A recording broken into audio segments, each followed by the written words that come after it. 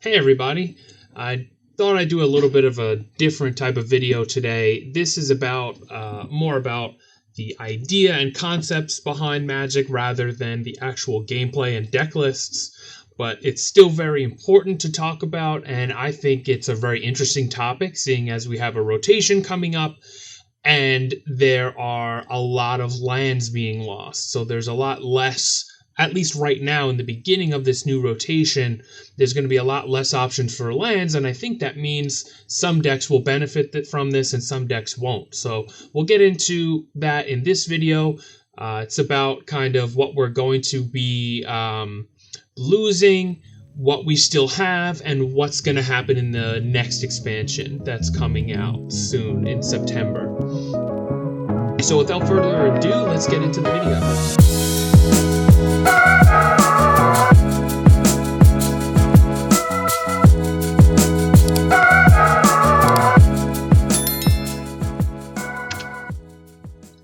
Let's start off with what we are losing.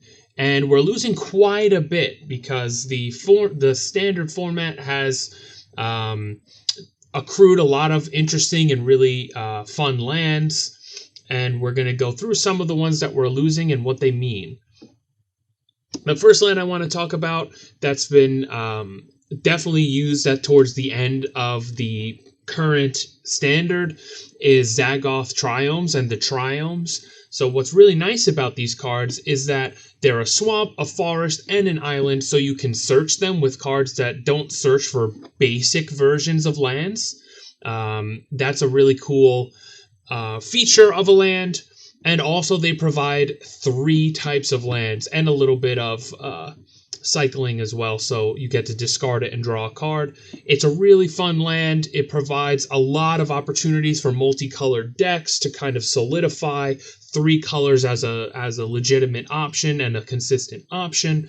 That is going to be gone, and if you're playing in Standard 22, it's already gone, and perhaps you're very excited about that because you're tired of playing Sultai decks. But I wanted to point that out. Another thing that's going to be gone that I think is kind of underrated right now is decent lands that come into play tapped but have like an ETB and enter the battlefield trigger. One of them that one of the types of lands like that are the temples.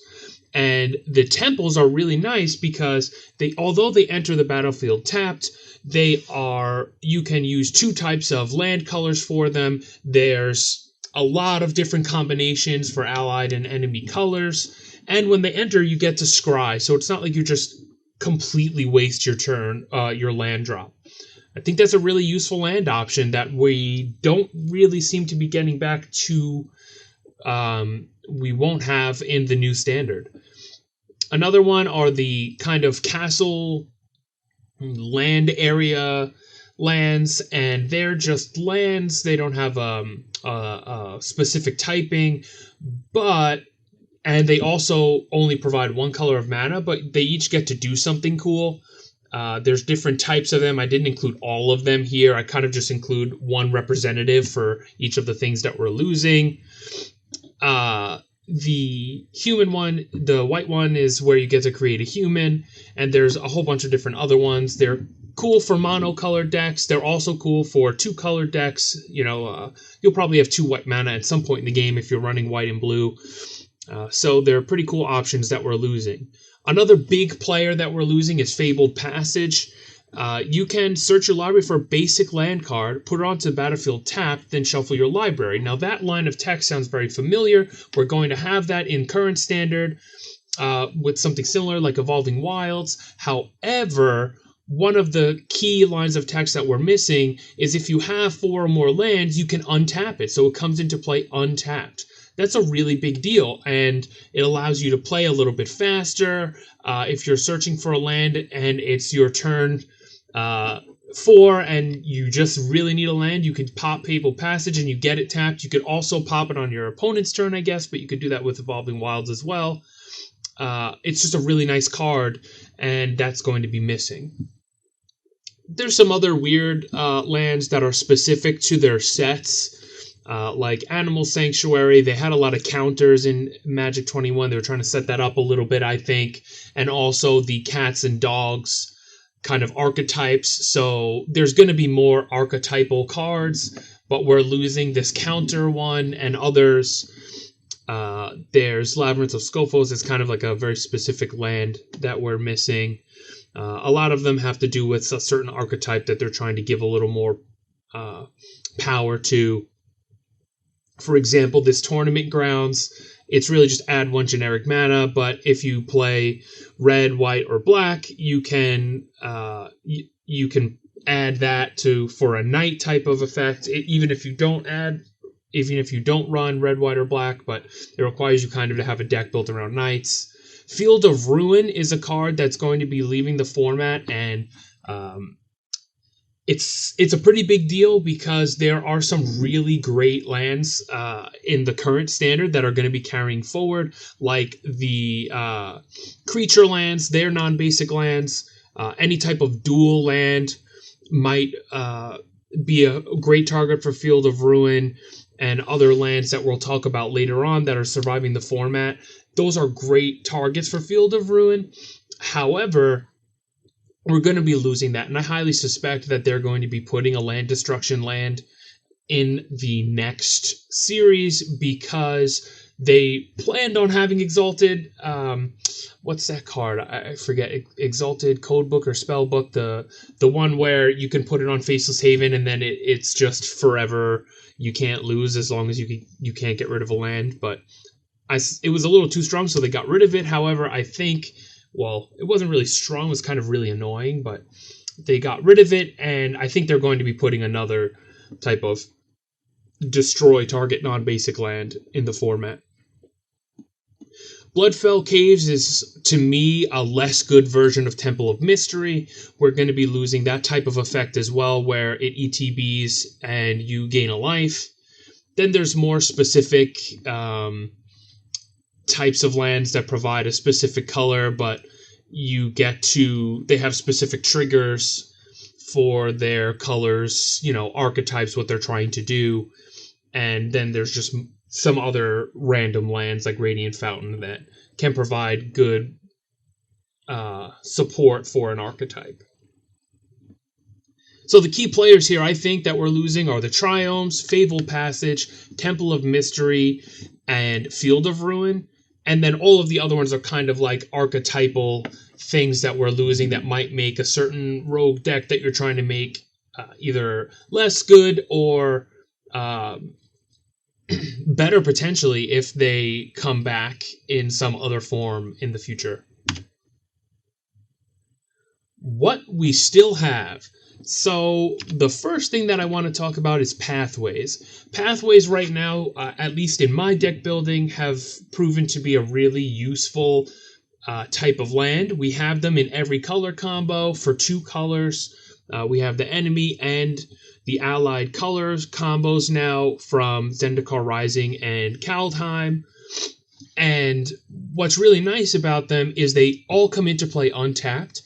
But they have a lot of downsides. One of the downsides is that you only get to choose one. So yes, they are 2 color options. But for example, Bark Channel Pathway, if you need a blue source, you can put it down as blue. If you need a green source, you can put it down as green. However, once it's on the field, that's what it is. And also, if for some reason you get to put that land into play with an effect, let's say Eureka Moment, for example, and you put Bark Channel Pathway into play, you actually can't choose the blue. You have to choose the face-up version. So there's technically a face-up and like reverse side version. So it'll always put the face-up version if you somehow put it into cheat these pathways into play. Another issue that I have with them is that they are not tight lands. For example, Bark Channel Pathway isn't a forest, and Blightstep Pathway is not a swamp.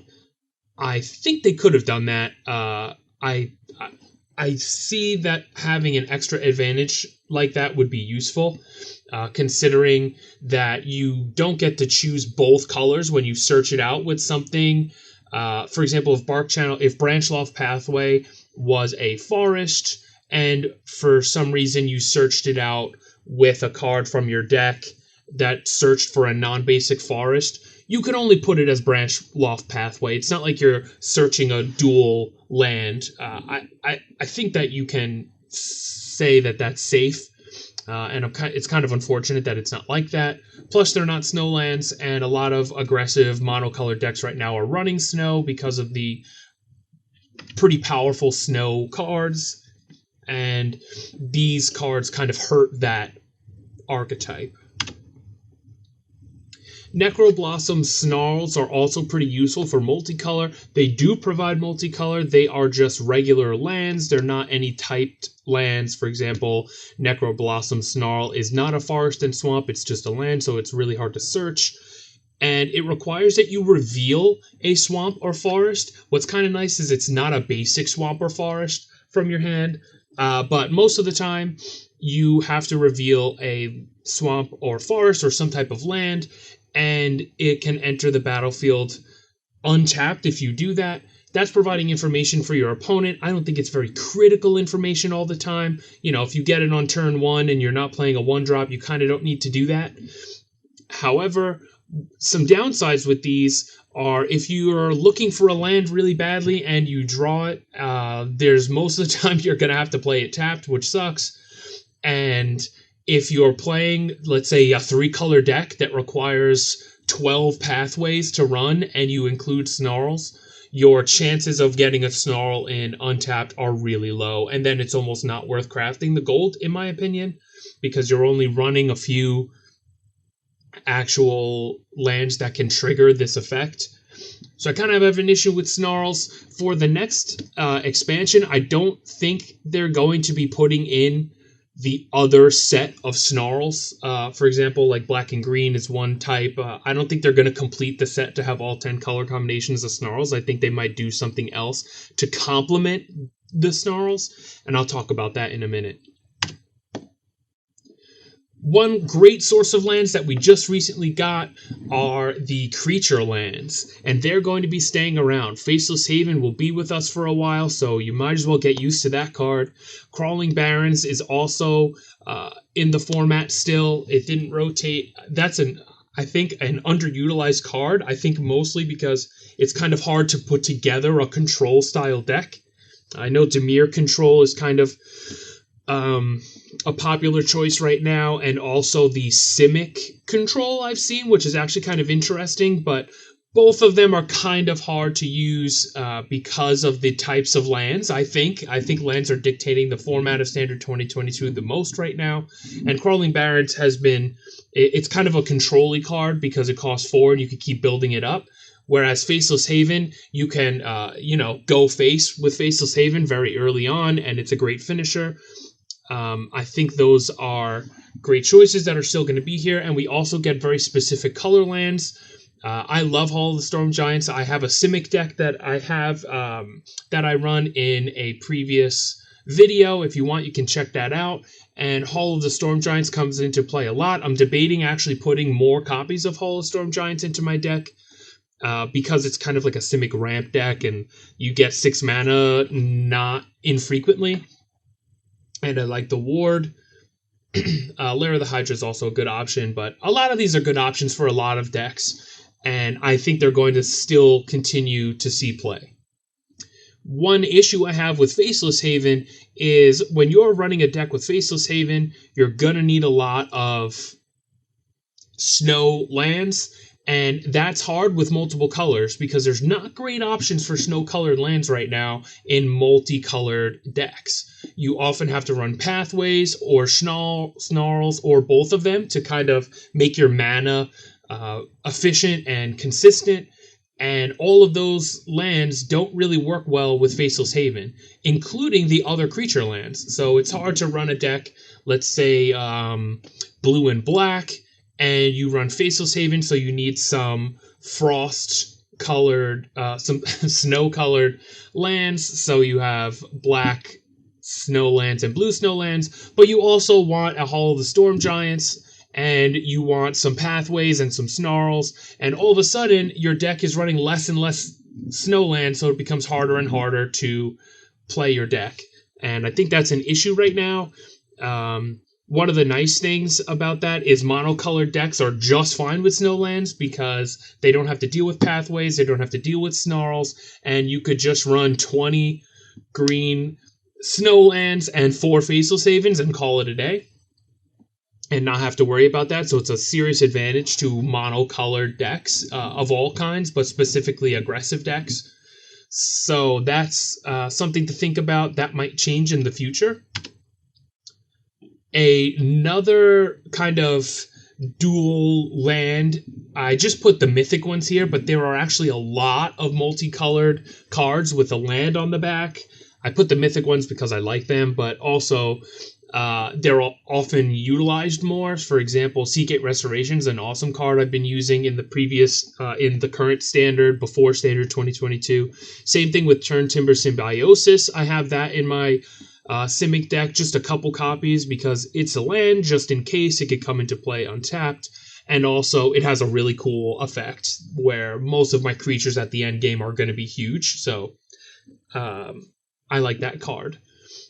Also, I have a Cleric deck that runs some Agadeem's Awakening. All of these, I think, see some play in one way or another, which is why I put them as kind of the face of the dual land / other card type of cards. And I think they're going to continue to see play. But again, they are basic. They're just regular lands, and they aren't snow. And you have to pay life for them to come into play untapped. Often that's not too big of a problem, but I think in a format where you're relying on snowlands and you're relying on having forests or islands or other typed lands in play in order to get more lands out untapped, there's going to be more of an issue with these cards. Although I still like them and will be playing with them for a while, so I would be prepared to see these types of lands again. And these lands are actually not bad. They're snow lands, which is great for decks that are trying to run snow in dual colors. However, they always enter the battlefield tapped, which kind of stinks. And they are, however, typed. So it's a swamp and a mountain, for example, Sulphurous Mire, which is not bad. The Arctic Tree Line is a forest and plains, and Rimewood Falls is a forest and an island, which is really great. You can search cards like that. There's definitely some cards in the format where you could search for lands. I know that one dog can search for a plains. I'm not sure if it's a basic plains or not, but that's not bad. There's the Saga, the Black and Green Saga, that can search for a swamp or that can search for a forest, and you could grab one of these guys. That's pretty good. I think this is the best way to deal with multicolored snow decks right now because they're multicolored. I know they always come into play untapped, but the benefit of having another snowland might be huge for a deck that runs, for example, Blizzard Brawl and Frostbite. So definitely a decent include in multicolored snow decks. I would say probably over a lot of the other options that have options to come into play tapped, which is interesting. And then there's the campus cards. There are they always enter the battlefield tapped. They're kind of, I think at least right now, worse versions of the temples, because when temples enter the battlefield, you get to scry, and then there's the life gain ones where when they enter the battlefield, you gain life. This one, they enter the battlefield tapped all the time. They provide multiple sources of mana, but later on in the game, if it's a really long game and you're just looking for the right card, you can scry to get their effect, and you could do that multiple turns in a row instead of the temple just having it on one turn. So that's kind of useful, but right now I think there's more of an emphasis on using cards like Faceless Haven or the Snow-Covered Forest for these to see play. And I think that they're not the greatest cards, but you can use them if you're doing some type of super control-y deck.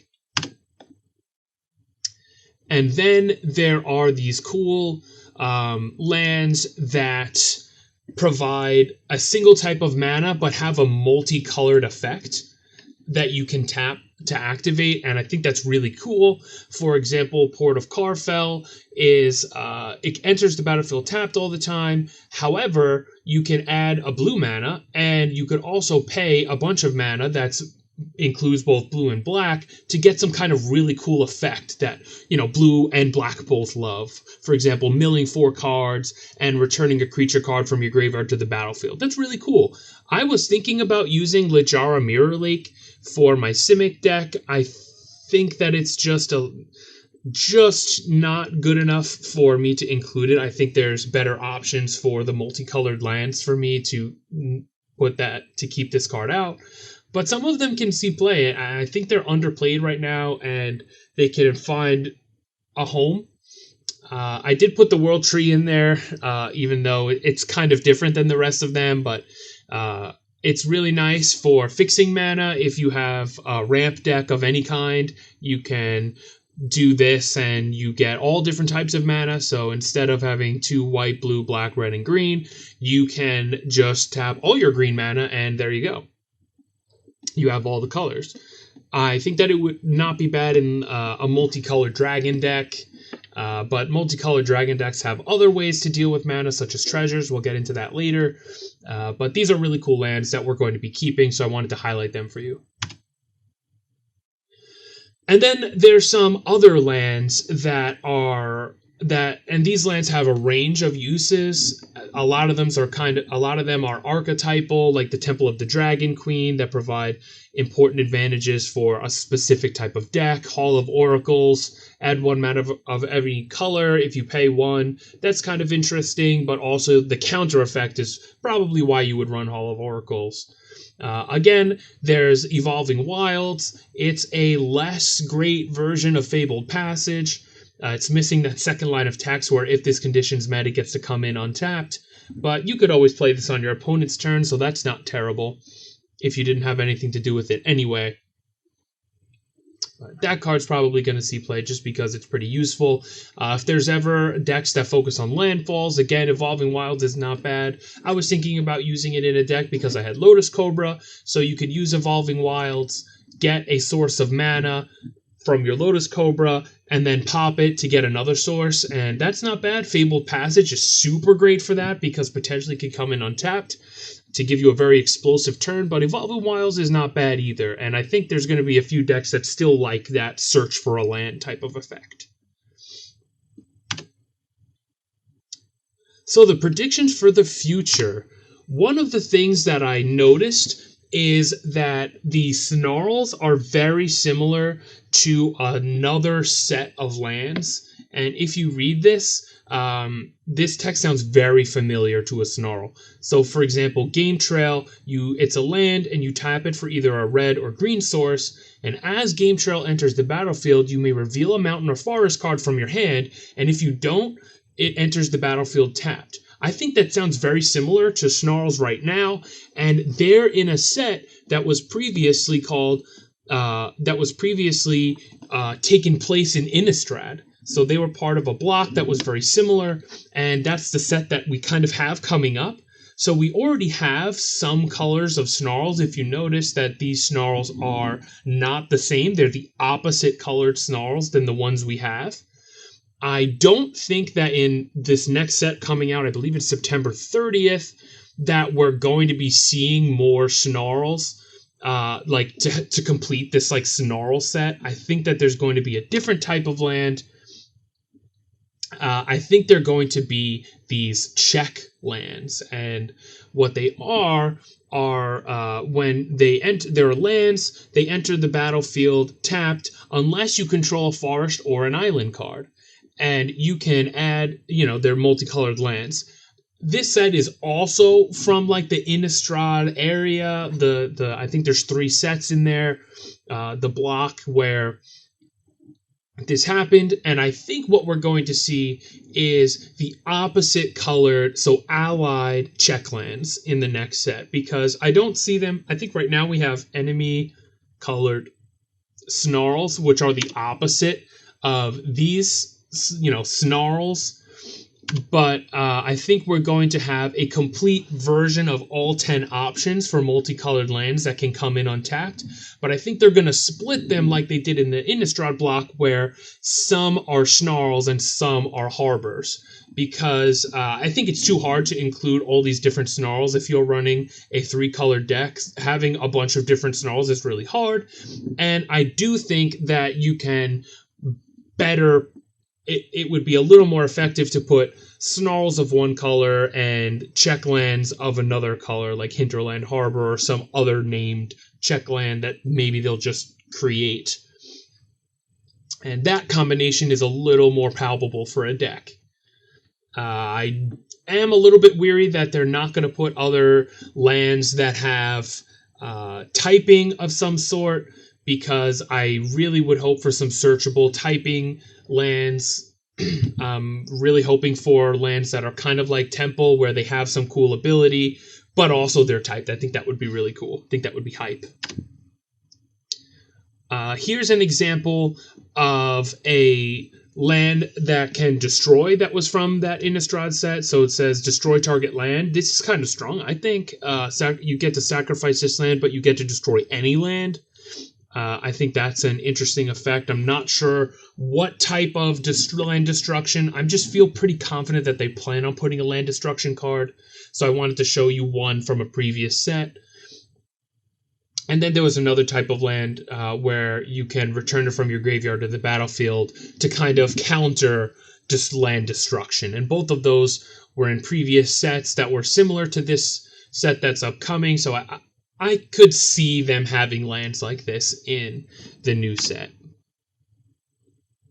I also think that perhaps there's going to be some type of cool rare land introduced, where although it always comes into play tapped, it might have a really nice ability, an enter the battlefield ability, or a way to deal with mana fixing, or give you a card or gain life or something like that.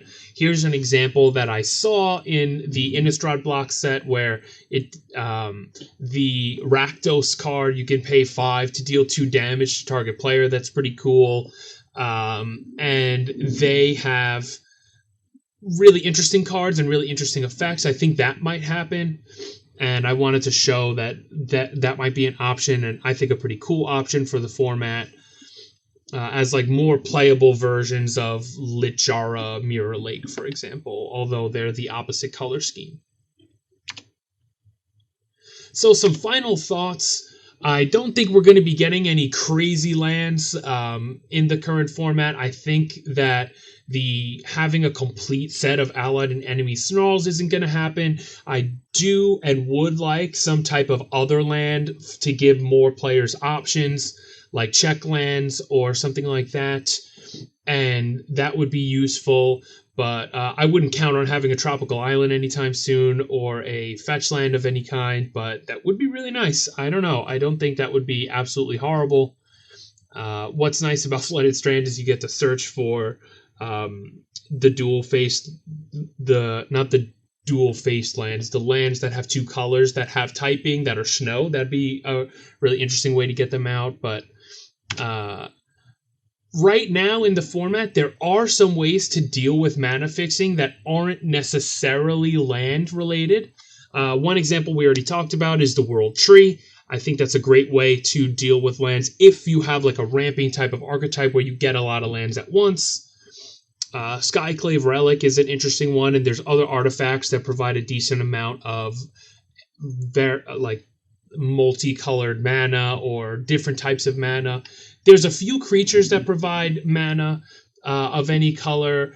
Lotus Cobra I like because I like playing lands a lot, and you get more lands as you play lands, with the landfall ability. There are other cards, though, like the Elves, and that new card that lets you search for a basic forest when you sack it and pay 2 mana. It's a green card. Prosperous Innkeeper and Goldspan Dragon. There's a lot of black cards that treat that search for treasures, and treasures are really important, I think, right now for multicolored decks. I think if you're trying to run a 3-color deck, the best options are with cards that generate treasure, because you can have them at your disposal. You're often including probably Goldspan Dragon in a deck like that, so you'll get more mana, or Prismari.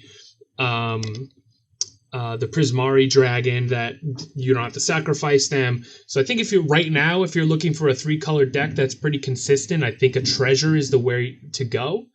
But there's probably a few options, and that's what I had for this video. I want to thank everyone for watching. Tell me what you think about the lands and what you think is going to happen, if you think I'm wrong, or any interesting strategies you have for dealing with lands, because in Standard 2022, there's not a lot of great ways to deal with lands right now, and I'd love to hear what everyone else does when they're trying to create their mana base, because I'm learning, and I think other people are learning as well, and I think this is a great way to kind of see what everyone is doing with lands. And there's a lot of creativity on the ladder I'm seeing. One of the ways I'm using is Lotus Cobra, so I know a lot of the pros have it down pat, and you think that they might have the best land mana base, but you never know. There's a lot of variables right now and a lot of decks that still aren't explored. So I'd love to hear in the comments what everyone thinks about lands going forward in Standard 2022.